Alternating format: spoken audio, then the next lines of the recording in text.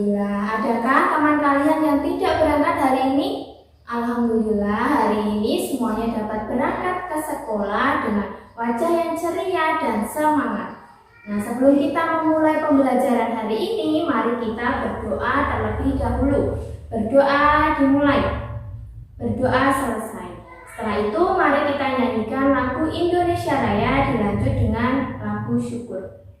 Nah, setelah mempelajari tema 8 subtema 2, hari ini kita akan belajar tema 8, lingkungan sahabat kita. Subtema 3, usaha pelestarian lingkungan. Pembelajaran ke-1. Tujuan pembelajaran kali ini adalah siswa dapat menyebutkan dan mempresentasikan faktor-faktor yang mempengaruhi kualitas air dengan benar. Yang kedua, siswa dapat mengidentifikasi peristiwa dalam teks non-fiksi dengan benar. Nah, anak-anak, Bu Guru mau tahu semangat belajar kalian, kesiapan belajar kalian terlebih dahulu dengan kita tepuk belajar terlebih dahulu. Tepuk belajar. Bila kita ingin pintar, belajarlah dengan tekun. Jangan takut untuk bertanya, malas-malas. No way.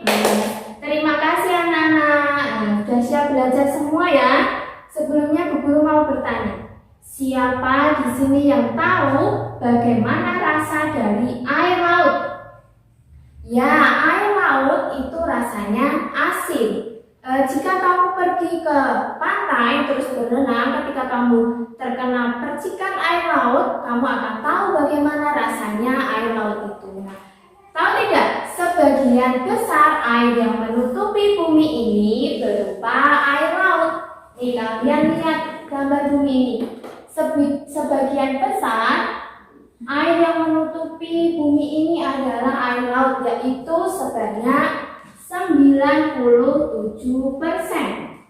Dan ada 3% air yang berada di bumi ini berupa air segar. Air yang biasanya kita manfaatkan untuk apa saja, anak-anak? Untuk mandi, untuk minum, untuk masak, dan aktivitas lainnya. Nah, ketersediaan air bersih sangat penting bagi manusia. Nah, air bersih akan selalu ada karena apa? Karena adanya siklus air. Nah, apakah kalian pernah mengalami di satu hari tidak menggunakan air sama sekali? Ya, pastinya tidak pernah ya, karena setiap harinya kita pasti menggunakan air untuk beraktivitas. Namun anak-anak, ada air yang aman untuk kita minum dan untuk memasak, serta ada juga yang sebaliknya. Kualitas air sangat berpengaruh terhadap kehidupan makhluk hidup dan lingkungan sekitarnya. Lalu, apa saja syarat-syarat air yang berkualitas itu? Siapa yang tahu? Nah, kalau kalian mau tahu, kalian coba perhatikan gambar ini. Ini adalah syarat-syarat kualitas air. Yang pertama ada syarat fisik, kedua syarat kimiawi, ketiga syarat mikrobiologi. Syarat fisik itu apa ya? Yang kita bisa lihat, seperti tidak keruh, tidak berwarna apapun, tidak berasa apapun, tidak berbau, dan suhunya antara 10 derajat sampai 25 derajat Celcius atau sejuk. Dan yang terakhir adalah tidak meninggalkan endapan. Nah, yang kedua adalah syarat kimiawi. Yang dimaksud dengan syarat kimiawi itu apa saja?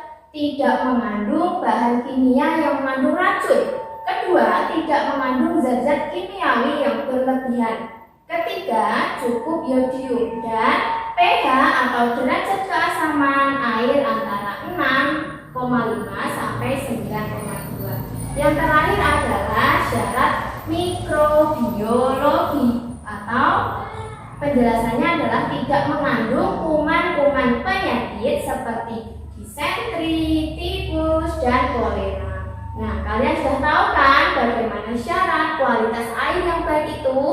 Nah, sekarang adalah tugas kalian diskusikan bersama kelompok kalian mengenai apa saja syarat-syarat air yang layak kita gunakan sebagai air minum dan untuk memasak. Kalian tuliskan di sini. Yang kedua, bagaimana kualitas air yang dapat digunakan untuk mencuci pakaian? Kalian diskusikan, terus tuliskan di sini. Yang ketiga adalah bagaimana kualitas air yang dapat digunakan untuk menyiram tanaman. Setelah diskusi selesai, masing-masing kelompok mempresentasikan hasil diskusinya terhadap kelompok lainnya.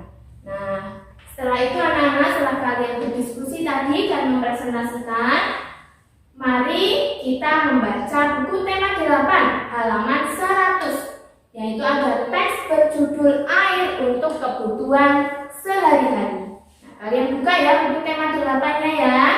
Nah, sudah selesai membacanya? Nah, ketika sudah selesai membaca, guru mau tanya, apa saja informasi penting yang terdapat dalam teks tersebut? Nah, adakah yang masih ingat bagaimana cara menuliskan informasi penting dalam teks? Nah, mari kita ingat kembali ya. Nah, informasi penting di dalam suatu teks itu terdapat hal-hal yang terdapat dalam informasi penting pada bacaan meliputi itu ada objek yang dibicarakan atau orang-orang yang ada dalam pembicaraan atau yang berkaitan dengan waktu atau berkaitan dengan tempat atau berkaitan dengan alasan atau berkaitan dengan urutan peristiwa. Nah, jadi di dalam suatu bacaan itu pasti terdapat sebuah informasi. Nah, hal ini dapat diperoleh dengan mengajukan pertanyaan-pertanyaan menggunakan kata tanya. Tugas kalian sekarang adalah membuat peta pikiran. Nah, tugas yang kedua ini adalah diskusikan kembali bersama kelompok kalian apa saja informasi penting yang ada dalam teks berjudul Air untuk Kebutuhan Sehari-hari. Tuliskan informasi pentingnya di dalam peta konsep ini atau peta pikiran ini. Paham ya anak-anak? Nah, anak-anak, bagaimana pembelajaran hari ini? Apakah kalian senang? Apa yang telah kalian pelajari hari ini? Jadi hari ini kita telah mempelajari mengenai faktor-faktor yang mempengaruhi kualitas air dengan benar dan mengidentifikasi peristiwa dalam teks non-fiksi dengan benar.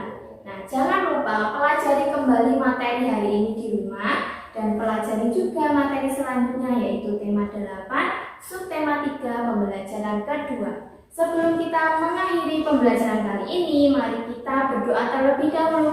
Berdoa dimulai. Berdoa selesai. Wassalamualaikum